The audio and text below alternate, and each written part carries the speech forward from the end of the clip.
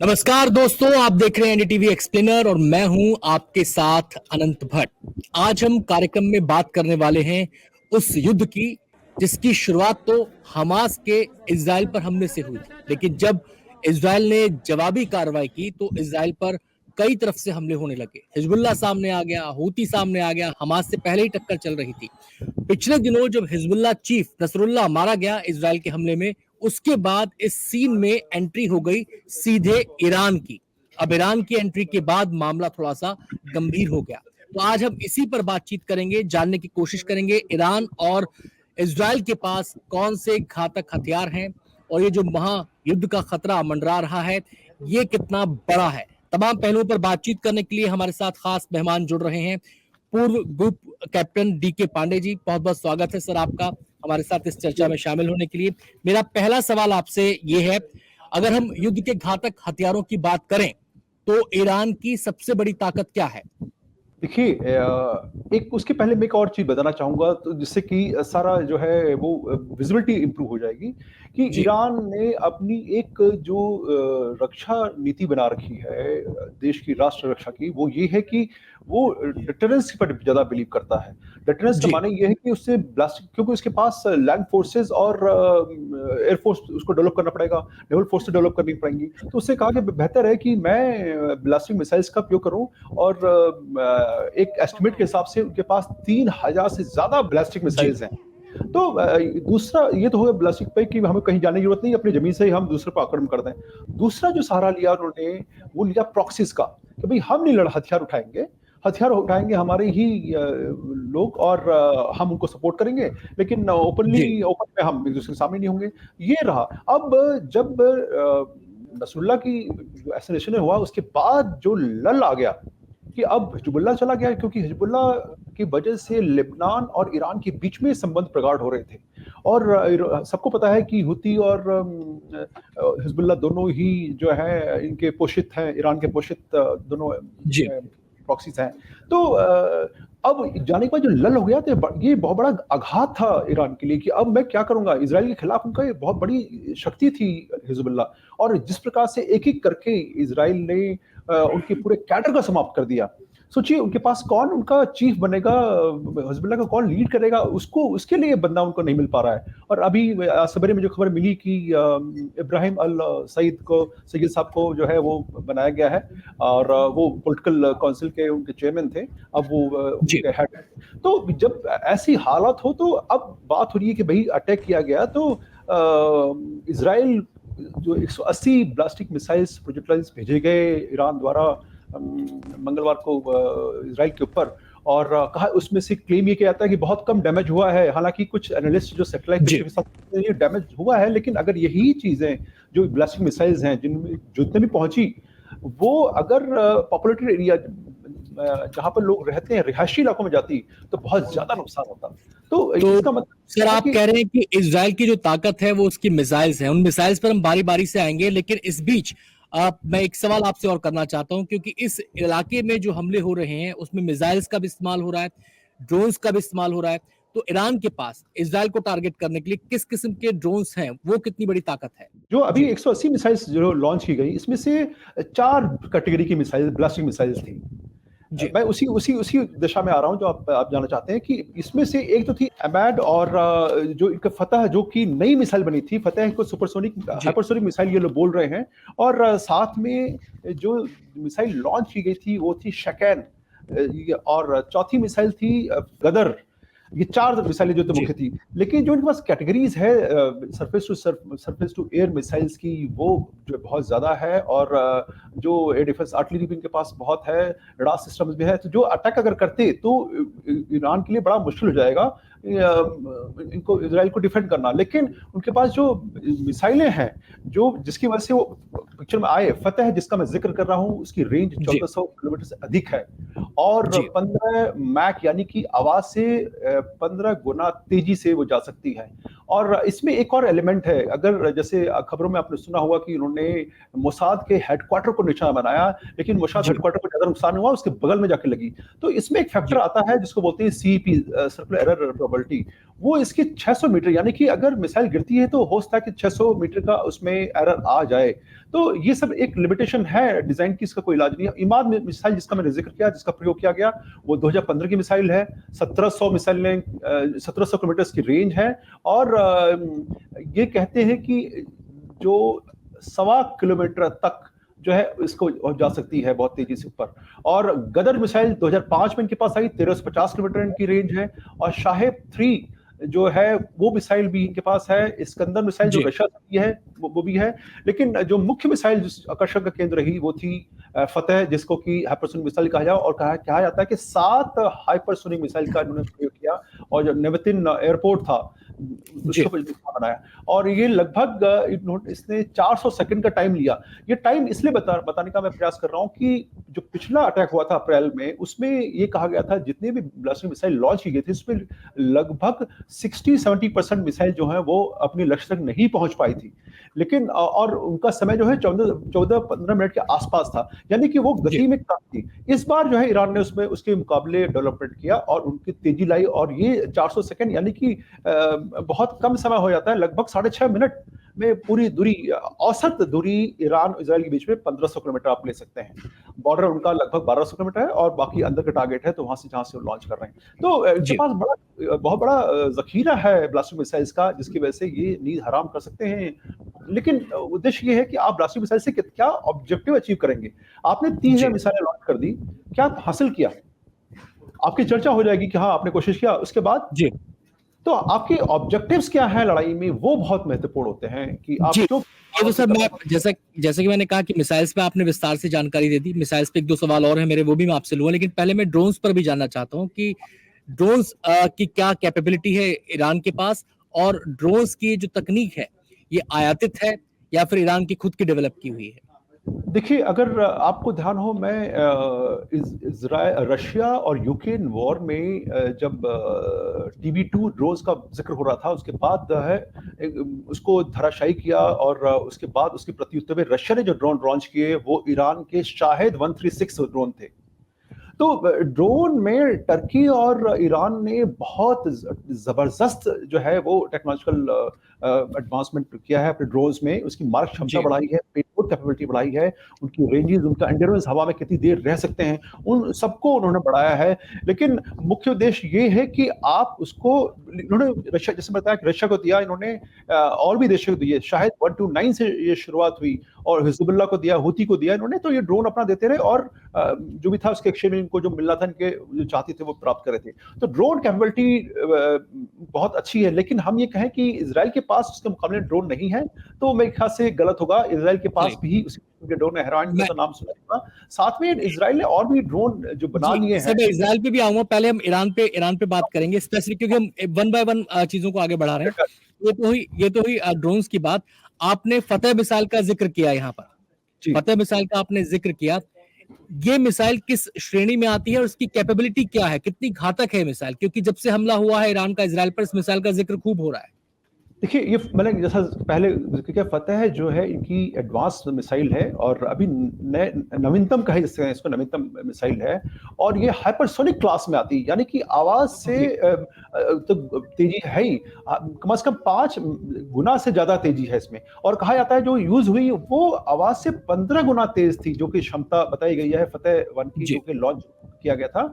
और ये जो है 16 किलोमीटर, 16,000 से 1600 किलोमीटर से लेके 18.5 किलोमीटर तक जो है पर आवर की, सॉरी मैं स्पीड बता रहा हूँ, 1600 किलोमीटर प्रति घंटे से लेकर 1850 किलोमीटर प्रति घंटे की रफ्तार से चल सकती हैं। तो ये स्पीड इसकी भी बहुत हाई है। तो ये कहा जाता है कि जो अगर 1400 से ज्यादा इसकी रेंज है, पेलोड आप कम ज्यादा करिए, रेंज घट बढ़ सकता है। तो ये काफी कारगर रही, और हाइपरसोनिक मिसाइल का तोड़ नहीं है। सबसे दिक्कत क्या है कि आप हाइपरसोनिक मिसाइल को, क्योंकि हमें सबको पता है इजराइल का जो डिफेंस सिस्टम है बहुत स्ट्रांग है, और उसको भेजने का प्रयास था कि उसको कैसे सैचुरेट किया जाए। तो जो 180 मिसाइल फायर किए गए वो ऑब्जेक्टिव था कैसे सैचुरेट करें, और जो हाइपरसोनिक स्पीड के मामले में जो डिफीट करने का उद्देश्य की वजह से ये फतेह का इस्तेमाल किया गया, जो कुछ हद तक कहा जा सकता है कि कामयाब रहा। अगला सवाल भी मेरा मिसाइल से जुड़ा हुआ है। कहा जाता है कि ईरान के पास क्रूज मिसाइल्स भी हैं, उसके पास बैलिस्टिक मिसाइल्स भी हैं। इन दोनों के अंतर को लोग जानना चाहते हैं कि दोनों का अंतर क्या होता है। देखिए, ब्लास्टिक मिसाइल्स में बेसिकली जो है, आप डिस्टेंस के हिसाब से सबसे बड़ा फैक्टर तो डिस्टेंस का है कि आप जो है जाते हैं एटमॉस्फेयर के, ब्लास्टिक मिसाइल एटमॉस्फेयर से ऊपर चली जाती हैं और वो आगे जाके लक्ष्य को भेजती हैं। क्रूज मिसाइल जो है वो एटमॉस्फेयर के अंदर रहती है, जैसे ये जी हाइट इनकी बहुत ऊंचाई पे जाके ब्लास्टिक मिसाइल पूरा ऊपर चली जाएगी, एटमॉस्फेयर के बाहर जा सकती है 13-14 किलोमीटर के जाके, और फिर जाके वो ट्रेवल करके आगे जा सकती है, स्पेस के अंदर जा सकती है। इतनी काबिलियत होती है ब्लास्टिक मिसाइल्स की, क्योंकि अगर उतनी ऊंचाई पे नहीं जाएगी तो रेंज नहीं मिलेगी। क्योंकि क्रूज मिसाइल है वो एटमॉस्फेयर में रहती हैं और वो ज्यादा, ब्लास्टिक मिसाइल के मामले में उनकी रेंज भी कम हो जाती है, क्योंकि आप बहुत ज्यादा ऊंचाई नहीं दे पा रहे हैं, तो पोटेंशियल उतना नहीं आ पाता, तो मिसाइल जो है उतना दूरी तय नहीं कर पाती। ये डिजाइन की लिमिटेशन है जिसकी वजह से जी। ब्लास्टिक और क्रूज का जो है एलिमेंट का इस्तेमाल किया जाता है। मिसाइल्स की जब बात आती है तो सुपरसोनिक का, हाइपरसोनिक का जिक्र होता है। तो ईरान की जो मिसाइल कैपेबिलिटी है, क्या दोनों ही श्रेणियों की मिसाइल उसके पास है? अब बिल्कुल, जैसे मैंने बताया कि अभी फतह 1 का जिक्र कर रहे थे, हाइपरसोनिक तो ये मिसाइल है। ध्यान रहे कि हाइपरसोनिक मिसाइल के लिए जो वेयरविदॉल चाहिए थे, जो टेक्नोलॉजी चाहिए थी, वो उसके पास उतनी उतनी नहीं थी। ये पिछले लगभग एक दशक के अंदर ये डेवलपमेंट बहुत तेजी से हुआ है। इसमें कहा जाता है कि चाइना ने और रशिया ने काफी मदद की है इस टेक्नोलॉजी को जी डेवलप करने में, क्योंकि जी वो कहा जाता है ना कि अगर मैं, जैसे ईरान जो फॉलो कर रहा है कि अपने प्रॉक्सीज के थ्रू इस्तेमाल कर रहा है, तो एक तरह से कह सकते हैं, दूसरे शब्दों में ईरान जो है वो चाइना और रशिया का प्रॉक्सी बनने का एक माध्यम बन गया था, और जिसकी वजह से उन्होंने चाहा कि ये जो है इनको, जो अमेरिकन फोर्सेज हैं या अमेरिकन जो प्रभुत्व इस क्षेत्र में, मिडिल ईस्ट में, सेंट्रल एशिया में बढ़ता जा रहा है, उस पर एक रोक लगा सके। जी। ये तो ईरान की जो फायर पावर है, जो उसकी ताकत है, उसके विध्वंसक हथियार है, उनकी बात, मिसाइल पावर की बात की हमने, ड्रोन की बात की। अब हम इजराइल पर आ जाते हैं सर। इजराइल की अगर मिसाइल पावर की हम बात करें तो ये कहाँ स्टैंड करती है, कितना दम है उसकी मिसाइल पावर में? देखिए, बहुत ही महत्वपूर्ण बात बताता हूँ कि टेक्नोलॉजी में और उसके मिलिट्री कैपेबिलिटीज है, उसमें ईरान के सामने, ईरान जो है इजराइल के सामने कहीं नहीं टिकता है। जो टोटल इम्बैलेंस है, दोनों के बीच में कोई बैलेंस है ही नहीं, कोई मुकाबला नहीं है। जी हमें पता है कि जो आयरन ड्रोन है पूरा विश्व में प्रसिद्ध है, और आयरन ड्रोन यूक्रेन मांग रहा है हमें दीजिए, और भी देश ट्राई कर रहे हैं बनाने की, भारत भी आयरन ड्रोन बना रहा है। तो ये वो टेक्नोलॉजी कहाँ से आई? वो टेक्नोलॉजी उन्होंने खुद इजाद की, और ईरान आयरन डोम केवल इजराइल में है, और 2 आयरन डोम जो है उन्होंने इजराइल ने दिए हैं अमेरिका को। तो ये बताता है कि किस प्रकार से वो समर्पित हैं अपने एरिया को, अपने जो देश को सुरक्षित करने के लिए, और उन्होंने कोई कसर नहीं छोड़ी। जब उनको, एक और उदाहरण देता हूँ कि जब इजराइल बना था तो 65% जो है वो डेजर्ट था। जी जी जी सोचिए कैसे उस भूमि के अंदर कैसे उन्होंने अपने आप को बसाया, और तो बहुत लड़ाकू हैं इजरायली लोग, बहुत जीवट वाले हैं लोग, और शायद भारत की जो डीएनए है उनके साथ मिलता है उसके इसका, क्योंकि हम भी जुझारू हैं और समय से हम लड़ते रहे। कितनी संस्कृतियां भारत में आई, कितनी संस्कृतियां हमने, लेकिन हमारी जो मूल संस्कृति है वो हमने उसमें क्षति नहीं होने दी। जी। ये तो आपने बताया इजराइल की मिसाइल पावर के बारे में, आपने बताया कि उसकी तकनीक, सबसे ज्यादा ताकत उसकी तकनीक है। वो चाहे मिसाइल में इस्तेमाल हो, चाहे वो ड्रोन में इस्तेमाल हो, कहीं भी इस्तेमाल हो, तकनीक के दम पर इजराइल भारी पड़ता है ईरान के सामने। लेकिन अब आपने एयर डिफेंस सिस्टम की बात की थी, और इजराइल के एयर डिफेंस सिस्टम की तो पूरी दुनिया में चर्चा होती है। इसमें सबसे जो एक कॉमन नाम अब हो गया है आयरन डोम का, इसका जिक्र बहुत आता है, चाहे वो हिजबुल्लाह के रॉकेट हों, चाहे वो हुती के रॉकेट हों, या फिर हमास के रॉकेट्स हों या ड्रोन्स हों।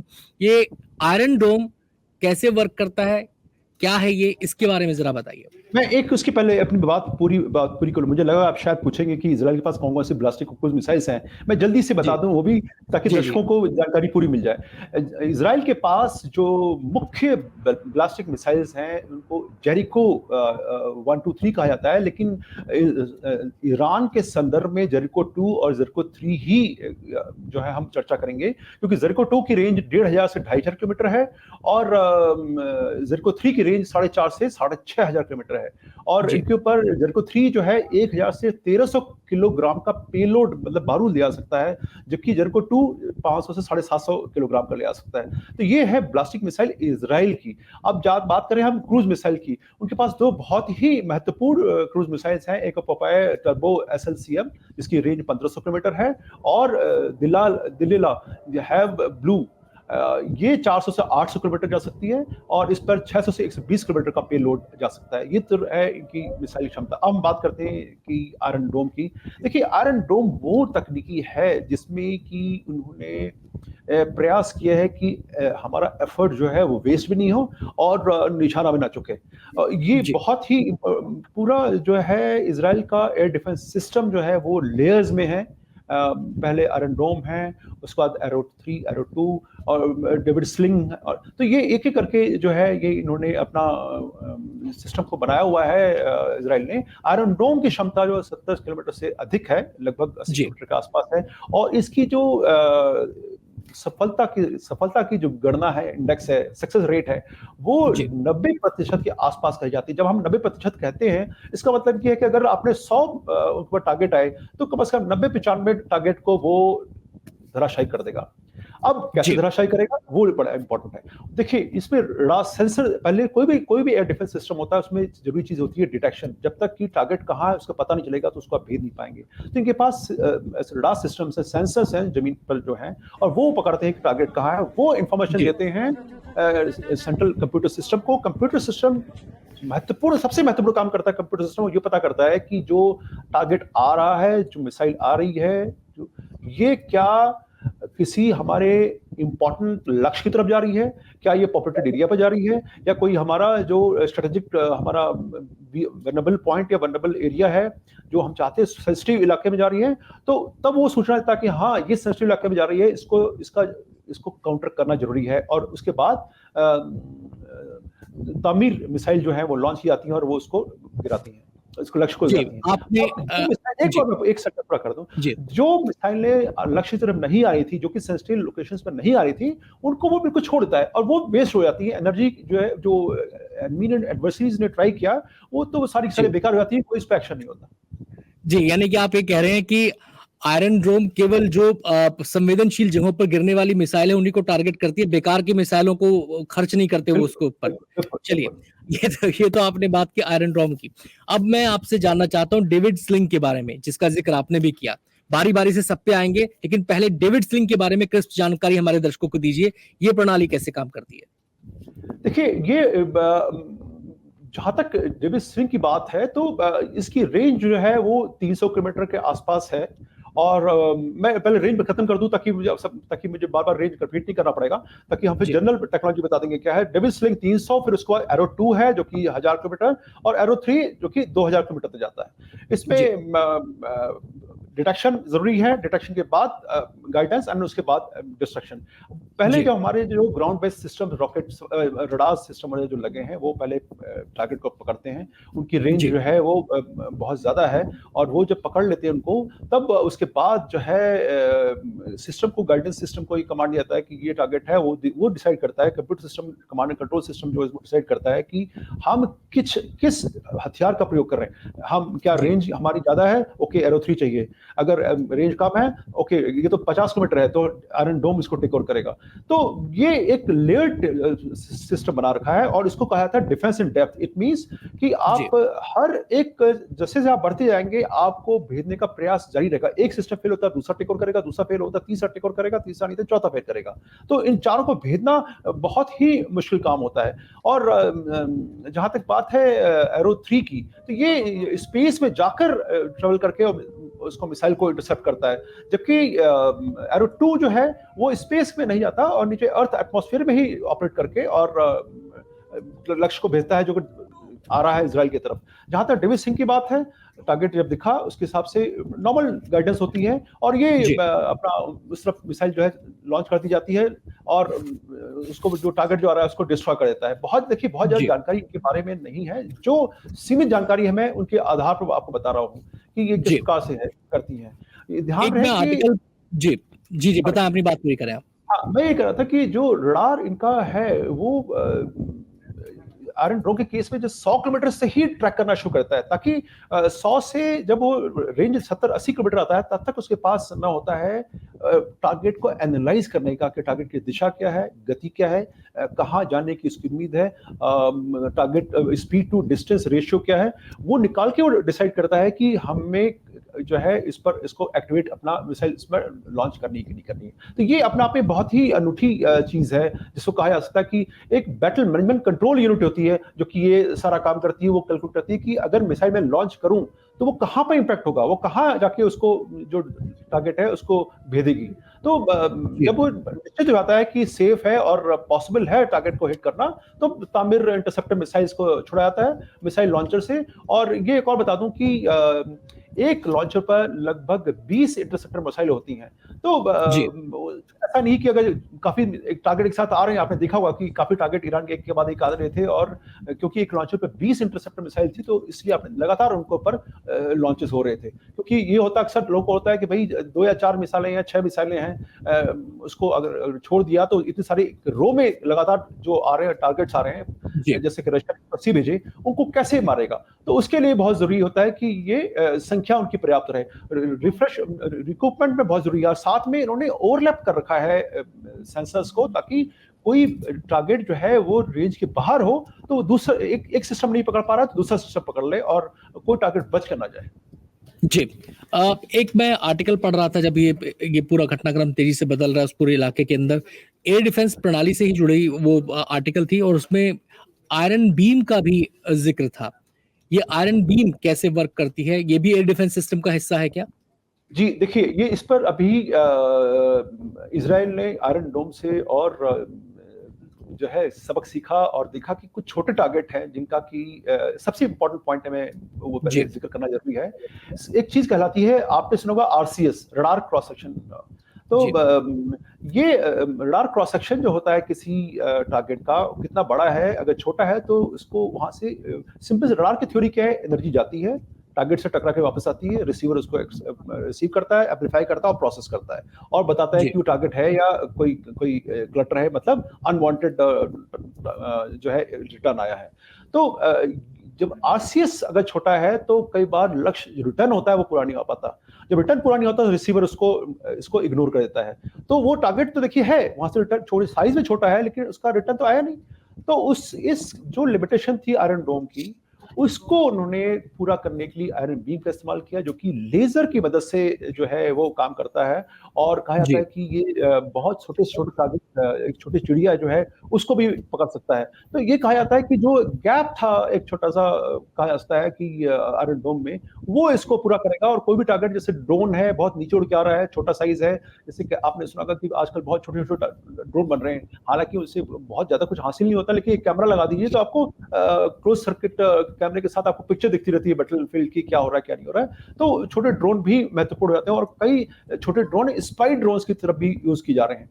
इनको पकड़ना बहुत आवश्यक होता है, क्योंकि अगर ये स्पाई ड्रोन आंखों ये रडार सिस्टम को गच्चा देके आ गए तो आपका सारी जो डिप्लॉयमेंट है, आपके वेयर विदॉल है, वो दुश्मन को पता चल जाते हैं। तो आयरन बीम का उद्देश्य ये है कि जो भी इस डिफेंस लेयर से बच गए हैं उनको छोटे टारगेट को पकड़ना और जो बैटल मैनेजमेंट सिस्टम है उसके अंदर डालना। मेरा अगला सवाल आपसे, क्या ईरान के पास कोई एयर डिफेंस सिस्टम है?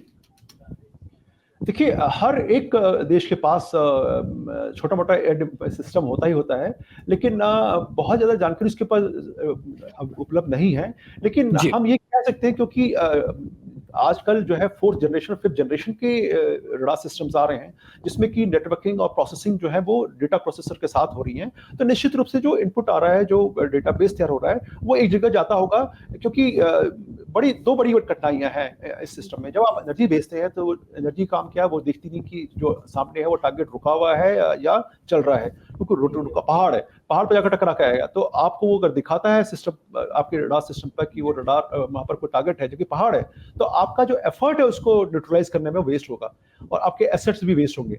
तो इन सब चीजों को रोकने के लिए उन्होंने डॉपलर का प्रयोग करना शुरू किया कि भाई टारगेट मूव कर रहा है नहीं कर रहा है। डॉपलर शिफ्ट जो होता है उससे पता करते हैं ये लोग कि हाँ ये टारगेट मूव कर रहा है, और शिफ्ट को कितना क्वांटिटी, उसकी शिफ्ट की कितना अमाउंट है, उससे स्पीड का भी एक अंदाजा लगाया जाता है। तो ये सारा प्रोसेस बेस्ड है, और ये प्रोसेसिंग जितना बेहतर समय के साथ और बेहतर होती जा रही है आजकल। मतलब आप देखिए, टारगेट पिकअप हुआ, उसके कुछ 2 या 3 सेकंड में पूरा टारगेट का डेटा आपके सामने आता है, इतना फास्ट प्रोसेसिंग हो गई है। और इनको मर्ज करना कि आपने कई सेंसर्स लगा दिए। अब मान लीजिए एक जहाज को 4 रडार्स पिकअप कर रहे हैं, तो क्या वो 4 टारगेट दिखाएंगे? आपके लिए मुश्किल हो जाएगा उसको हैंडल करना। टारगेट तो एक ही है, लेकिन आपको सिस्टम पर दिखा रहा है 4। तो ऐसे ओवरकिल को रोकने के लिए एक जो डेटा मस्टरिंग करनी पड़ती है, सब सारा डेटा एक जी साथ आता है, प्रोसेस करते हैं, देखते हैं कि क्या सेम टारगेट है या दूसरा है। उसका तरीका है, उसका प्रोसेसिंग का तरीका है। आम लोगों के लिए ये बताना मैं जरूरी समझूंगा कि उसके जो पैरामीटर्स हैं, उसकी हाइट कितनी है, उसकी स्पीड क्या है, उसकी दिशा क्या है, वो सब कंपेयर करके दिखाया जाता है। और टॉलरेंस लिमिट दी गई है, क्योंकि जब हम एक किसी चीज को देखते हैं, किसी आदमी को एक ही चीज छोटी नजर आती है कि दूसरे आदमी को बड़ी चीज नजर आती है, क्योंकि जी एक आदमी पास में है उसको बड़ी नजर आएगी और जो दूर है उसको छोटी नजर आएगी। तो ये जो डिफरेंस है, इसको ध्यान में रखते हुए प्रोसेसिंग की जाती है और देखा जाता है कि टारगेट एक है या दो। अगर एक ही टारगेट है तो बाकी जो 3 के इनपुट है वो रोक दिए जाते हैं। अब वो जो टारगेट कंसिडर किया जाता है आगे प्रोसेसिंग के लिए, वो है तो होता है जो सबसे अच्छा इंटेंसिटी का इनपुट जो दे रहा है, उस सिस्टम को फॉलो करते हैं। तो ये एक जी मैनुअली करेंगे तो बहुत टाइम लगेगा और गलती होने की संभावना है। तो जी प्रोसेसर सिस्टम के द्वारा ये किया जाता है ताकि जो डिसीजन मेकर्स हैं बैटल फील्ड में, जो कमांडर्स हैं, मिलिट्री कमांडर्स हैं, वो सही डिसीजन ले पाए।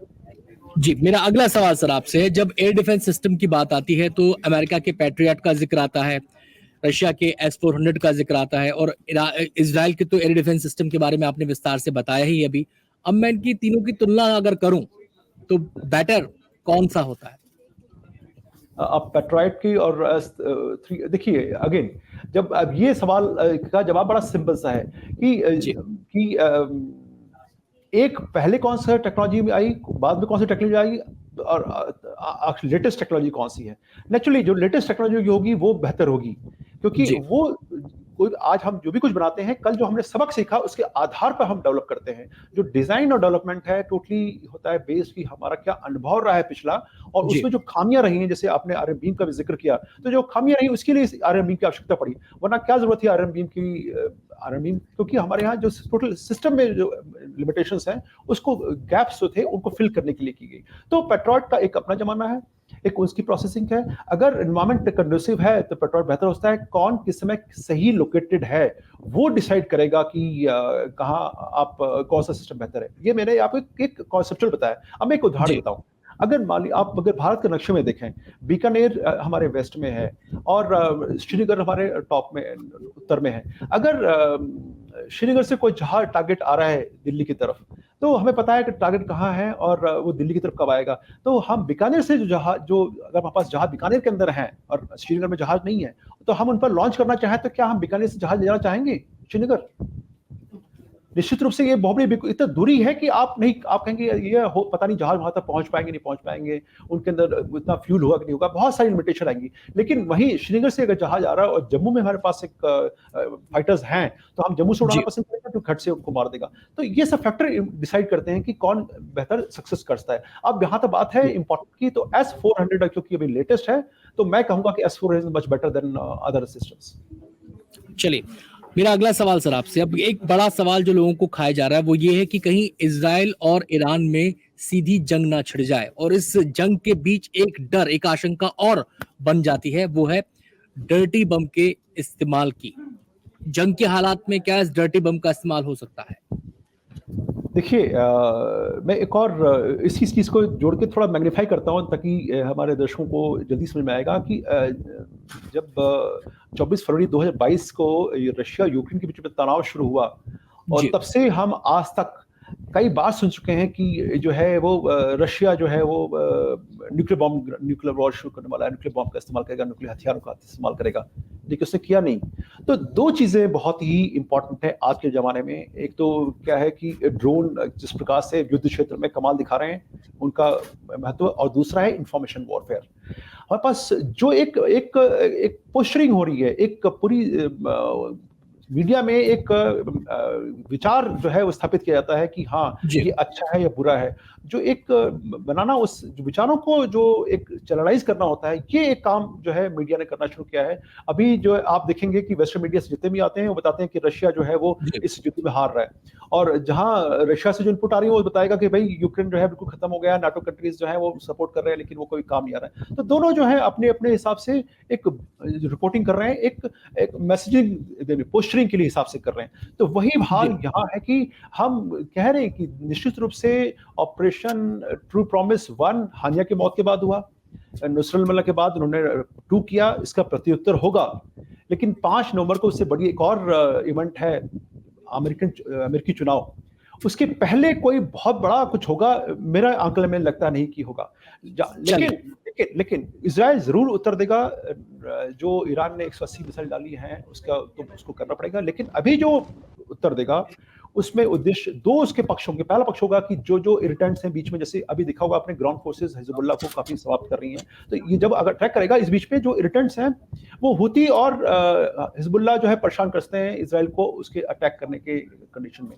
तो उनको वो पहले न्यूट्रलाइज करके अब वो टारगेट किसको लेगा, जो मिलिट्री टारगेट्स हैं जिससे कि ईरान युद्ध लड़ने के काबिल बन रहा है, जो युद्ध करने का योग्य है, उनको समाप्त करना। उसमें क्या आएगा, मैं जल्दी बता देता हूं आपको। मिसाइल लोकेशंस जहां बन रहे हैं, मिसाइल कहां पर है उनकी। दूसरा, कम्युनिकेशन सेंटर्स जिससे कम्युनिकेट कर रहे हैं, डेटा पास कर रहे हैं, क्योंकि साइबर सिक्योरिटी के मामले में भी ईरान बहुत स्ट्रांग है। उसके बाद वो भी एक एलिमेंट है। ईरान इजराइल उससे भी आगे, एक बात अलग है, लेकिन ईरान भी पीछे नहीं है क्योंकि उसको चाइना ने पूरा समर्थन दिया है। और तीसरी बात है कि पावर प्लांट, जो उसको इलेक्ट्रिसिटी एनर्जी मिल रही है सब सिस्टम को, इनको तीनों को भेजेगा। उसके बाद जो है वो जब चुनाव हो जाएंगे, ये मेरा आकलन है, मैं गलत भी हो सकता हूं, तब उसके बाद जो न्यूक्लियर साइट्स हैं या न्यूक्लियर फैसिलिटीज हैं और ऑयल रिफाइनरीज हैं उन पर अटैक होता है। उसके 5 नवंबर के पहले मेरे अनुमान के हिसाब से ऑयल रिफाइनरीज और न्यूक्लियर एसेट्स पर अटैक नहीं होगा। लेबनान को लगातार इजराइल निशाना बना रहा है सर, और पिछले दिनों जो हमले हुए हैं उनमें यह भी आरोप लगा कि फला हमले में उसने फास्फोरस का इस्तेमाल किया, फास्फोरस बम का इस्तेमाल किया। ये बम भी सुर्खियों में आया इस दौरान। ये फास्फोरस बम क्या है, कितना घातक है? देखिए, ये फास्फोरस बम बेसिकली इन्होंने काफी इसका डर्टी बम का भी आपने जिक्र किया और फास्फोरस बम का भी, ये जो है बहुत ज्यादा आजकल मीडिया के ज्यादा इंपॉर्टेंट फैक्टर हो गए हैं। जैसे मैंने न्यूक्लियर वॉर के बारे में कहा, ये फास्फोरस बम जहां भी जाता है, कहा जाता है कि पहले जब जहां पर गिरा जाता है, एक तो रोशनी होती है उसकी एकदम सफेद सी होती है, पीलापन लिया, हल्का पीलापन लिया होता है, तो मालूम पड़ता है कि बहुत जैसे धूप निकल आई हो बहुत तेज। और वहां का जो भी जितना भी ऑक्सीजन है उसको वो सक कर लेता है। और सक करने के बाद जब अगर ऑक्सीजन आपकी चाहो तो हटा दी जाए तो आपके लिए सांस लेना मुश्किल हो जाएगा। तो जो लाइफ है उसके ऊपर सर्वाइवल के लिए मुश्किल हो जाती है कि पेड़ पौधे हैं, आदमी हैं, वो सांस कहां से लेंगे। इसलिए इनको घातक आया था, कोशिश किया था कि इनका प्रयोग न हो, क्योंकि वो मानवता के खिलाफ माने जाते हैं। देखिए, आप जब युद्ध कर रहे हैं तो आपके उद्देश्य होते हैं कि आप मिलिट्री टारगेट्स को डिस्ट्रॉय करें, और युद्ध मिलिट्री के टीम्स के बीच में होता है। जो आम लोग हैं उनका इसमें कोई सिविल जो है उन पर उनका कोई जो है इसमें इन्वॉल्वमेंट नहीं होता। लेकिन अगर वो कोलेटरल डैमेज में उनको मारे जाते हैं, उनको नुकसान होता है, वो एक गलत है। तो इसलिए कहा जाता है कि इन बॉम्ब्स का इस्तेमाल नहीं करना चाहिए, क्योंकि इसमें मासूम लोगों की भी जान जाती है। चर्चा होती है, लेकिन इसका इस्तेमाल कोई करेगा मुझे नहीं लगता, क्योंकि वर्ल्ड वॉर 2 के बाद जैसे कि न्यूक्लियर बॉम्ब्स का इस्तेमाल नहीं किया गया, सबको पता है कि क्या नुकसान होता है और पूरा ह्यूमैनिटी सफर करती है। तो मुझे नहीं लगता नहीं कि इस्तेमाल होगा। लेकिन लास्ट पॉइंट, मरता क्या ना करता। अगर मेरे पास अगर मुझे आप धक्का दे रहे हैं, दीवार आ गई, तो मेरे पास रास्ता सामने आने का ही तो है। तो इस प्रकार से इजराइल हो, चाहे वो रशिया हो, चाहे ईरान हो, अगर वो उनके अस्तित्व पर जब खतरा आएगा, लगेगा हाँ भाई अब हमारे लिए मुश्किल है, तो हो सकता है कि वो न्यूक्लियर आर्सेनल का प्रयोग करें। जी, मेरा आखिरी सवाल सर, जब से ईरान की सीन में एंट्री हुई है तब से तमाम तरह की आशंकाएं जताई जा रही हैं कि कहीं युद्ध का विस्तार ना हो जाए, कहीं सपोर्ट करने वाले जो देश हैं वो खुद ही आमने सामने, वो शक्तियां आमने सामने ना आ जाए। इसको लेकर आपका क्या आकलन है? क्या ये बड़ी शक्तियां जो हैं, बड़ी पावर्स जो हैं, इस स्थिति में हैं कि युद्ध के इस विस्तार में शामिल हों या फिर आमने सामने आ जाए? देखिए, मैं एक बहुत ही साफ शब्द में कहूं, अगर न्यूक्लियर आर्सेनल का प्रयोग होता है तो संभावना इसकी बहुत ज्यादा है कि बड़ी शक्तियां भी इसमें आ जाएंगी, क्योंकि रशिया शांत बैठने वाला नहीं है। अगर ईरान के ऊपर न्यूक्लियर आते हैं, उनके ऊपर बम गिराए जाते हैं, तो निश्चित रूप से रशिया रिएक्ट करेगा, क्योंकि वो चीजें आगे बढ़ जाएंगी। जहां तक बात है कि जो ईरान के स्ट्रॉन्ग एलाइज हैं, सीरिया, लेबनान, इराक, ये तो शिया समर्थित गवर्नमेंट्स हैं, तो निश्चित रूप से ईरान का ये साथ देंगे। ओमान, कतर, यमन, ये भी उनको इन प्रिंसिपल तो हुती यमन से ही हैं, तो ये इन प्रिंसिपल तो ये सरकारें वहां पर साथ दे रही है, क्योंकि तो अदरवाइज ये लोग हुती लोग वहां पर ऑपरेट नहीं कर पाते। तो ये कहा जाता है कि ये लोग भी, क्योंकि उनके कि धन के नाम पर ये चीजें बढ़ सकती हैं। अभी देखिए 40 मिनट के अपने संबोधन में अयतुल्ला खुमैनी ने क्या कहा कि आप आगे बढ़िए, धन का सवाल है और सब उठाइए। अरे भाई, मानवता की बात कहाँ कर रहा है कोई? इतने बच्चे मारे जा रहे हैं, इतने लोग मारे जा रहे हैं, तो उसको पहले समाप्त कराइए ना। आप ह्यूमैनिटेरियन एड जो आ रही थी उसके बारे में आपने टिप्पणी नहीं की। जहाँ पर हमास ने जो है बच्चों को, रोगियों को शील्ड बनाया, औरतों को, बूढ़ों को शील्ड बनाया, उसके बारे में कोई चर्चा नहीं कर रहा है। और एक और मैं इजराइल की यहाँ तारीफ करूंगा कि इजराइल ने कहा, जैसे अभी सदर लेबनान में ऑपरेशन चल रहे हैं, उन्होंने पहले वार्निंग दी कि आप खाली कर दीजिए, जो आम लोग हैं वहां से चले जाएं, हम ऑपरेशन शुरू करने वाले हैं। ऐसा ही उन्होंने गाजा में किया था, पहले बोला नॉर्दर्न गाजा में बोला कि आप खाली कर दीजिए, हम आ रहे हैं, फिर सेंट्रल गाजा में बोला, फिर सदर्न गाजा में बोला। तो उन्होंने वार्निंग दी कि हम हमला करने वाले हैं, आप वहां से बचिए। लेकिन उनको रोका गया क्योंकि जो ये प्रॉक्सीज थे वो ह्यूमन बॉडीज का, मरीजों का, बच्चों का, औरतों का वो शील्ड के रूप में प्रयोग कर रहे थे। तो स्कूल में बताइए कमांड कंट्रोल सिस्टम क्यों बना, अस्पताल में क्यों सैनिक इकट्ठा हुए, इसके बारे में कोई चर्चा नहीं की खुमैनी साहब ने, और वो कहते तो ज्यादा अच्छा होता। अब लास्ट पॉइंट मेरी तरफ से ये है कि जैसे ऑपरेशन ट्रू प्रॉमिस 1 हुआ हांडी के मारे जाने पर, ऑपरेशन ट्रू प्रॉमिस 2 हुआ नसरुल्लाह के मारे जाने पर, क्या ऑपरेशन ट्रू प्रॉमिस 3 भी होगा? बहुत बहुत शुक्रिया आपका हमसे बातचीत करने के लिए सर, और उम्मीद करते हैं कि दर्शकों के जहन में जो भी सवाल होंगे घातक हथियारों को लेकर, युद्ध के विस्तार को लेकर, काफी हद तक उनको अपने जवाब मिल गए होंगे। तो एनडीटीवी एक्सप्लेनर में आज बस इतना ही। अगले हफ्ते फिर आपसे मुलाकात होगी किसी नए टॉपिक के साथ और उससे जुड़े सवालों के साथ। फिलहाल मुझे दीजिए इजाजत। नमस्कार।